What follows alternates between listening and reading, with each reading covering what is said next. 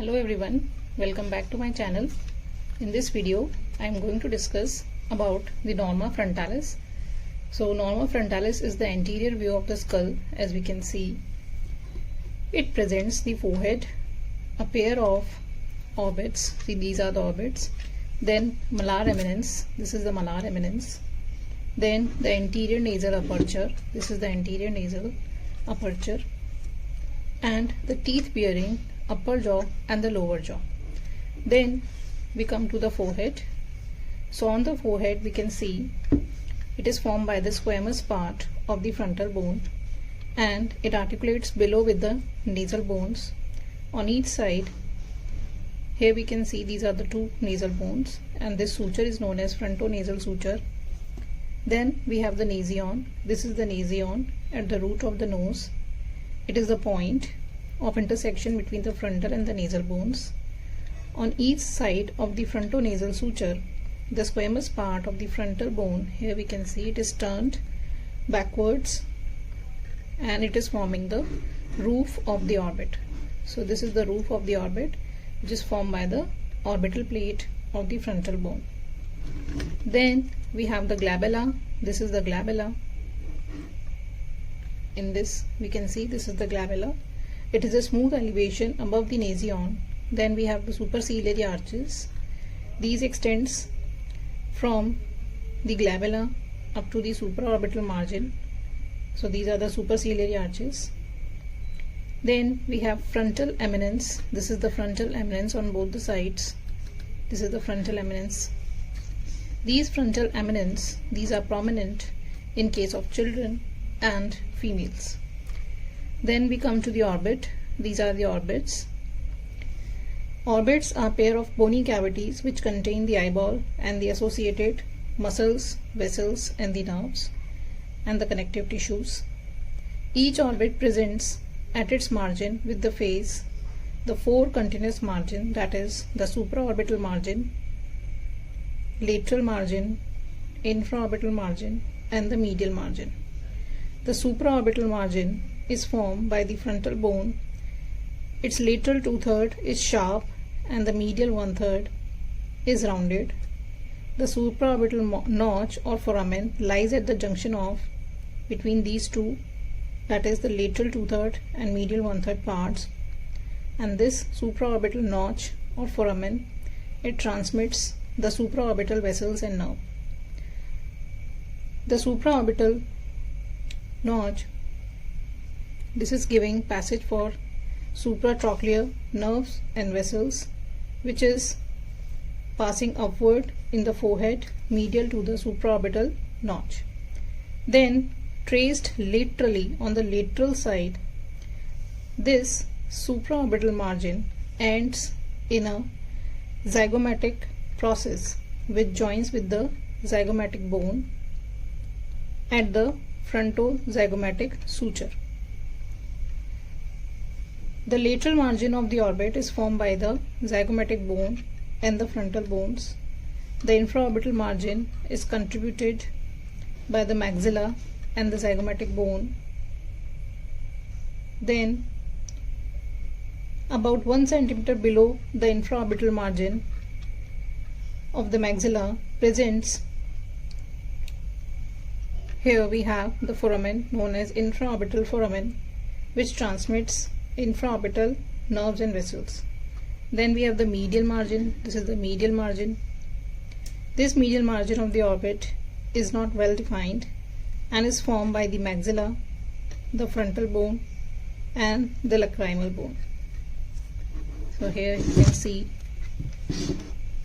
the lacrimal bone. Then approximately 1/3 of the entire orbit, it is formed by the three bones, that is the frontal, maxilla, and the zygomatic bones. Then next we have the malar eminence or the malar prominence. Here we have, these are the malar eminences or prominences. It is formed by the zygomatic bone, and each bone is situated inferolateral to the orbit. So their location is lying inferolateral to the orbit. This zygomatic bone presents three surfaces and two processes. This is the lateral surface on the face. This lateral surface is slightly convex and is pierced by the zygomaticofacial foramina. This foramen transmits zygomaticofacial nerve. The orbital surface is concave and contributes to the formation of the orbit. So here we have the orbital surface of the zygomatic bone. Then we have the temporal surface. This is the temporal surface. This temporal surface is grouped for the temporalis muscle and is a part of the temporal fossa. Then the stout frontal process. Here we can see this is the frontal process of the zygomatic bone, which projects upward and articulates with the zygomatic process of the frontal bone. The temporal process extends backwards. Here we can see this is the temporal process. This is extending backwards and articulate with the zygomatic process of the temporal bone and forms this zygomatic arch. So here we have the zygomatic arch. Then we come to the anterior nasal aperture. This is the anterior nasal aperture. This is piriform in outline and is bounded by the nasal bones above. So it is bounded above by the nasal bones and by the maxilla on the lateral side. On each lateral side it is bounded by the maxilla. Then there is a median bony prominence. This median bony prominence is known as anterior nasal spine. It projects forward from the maxilla and supports the septal cartilage of the nose. Through the anterior nasal spine, the nasal cavity is seen to be divided into right and left parts by the nasal septum. The anterior part of the septum is composed of the cartilages and the posterior part is made up of two bones, that is the vomer below and behind and the perpendicular plate of the ethmoid bone. Then each lateral wall presents three curved elevations. Here we can see these are the concave. So there are three concave. Here we can easily visualize on each lateral wall of the nasal cavity we have the three concha.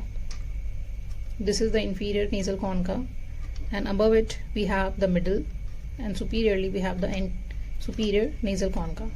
Then the space between the concha is known as meatus. So this space which is between two consecutive concha is known as meatus. Then we have the upper jaw. This is the upper jaw, or we have the maxilla. This upper jaw is contributed by both the maxilla, and each maxilla presents a pyramidal shaped body and four processes, that is zygomatic process. This is the zygomatic process which is articulating with the zygomatic bone. Then we have frontal process. This is the frontal process which is articulating with the frontal bone.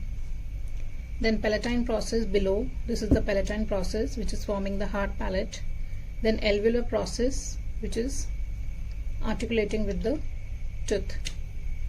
It is presenting the fossa for the tooth. Then the anterior surface. This is the anterior surface of the maxilla. It is presenting a foramen known as infraorbital foramen which transmits the infraorbital nerve and vessels. Then we have the orbital surface. This is the orbital surface which is forming the floor of the orbit. Then there is a prominent canine eminence. So here we can see this is the canine eminence which is lying lateral to the incisive fossa. This is the incisive fossa and this is the canine eminence just lateral to the incisive fossa. Then we have the lower jaw in Norma Frontalis. Lower jaw is the mandible. This mandible has been discussed in a separate video, so kindly go through this. So this is all about the Norma Frontalis. I hope you understand well. Thanks for watching.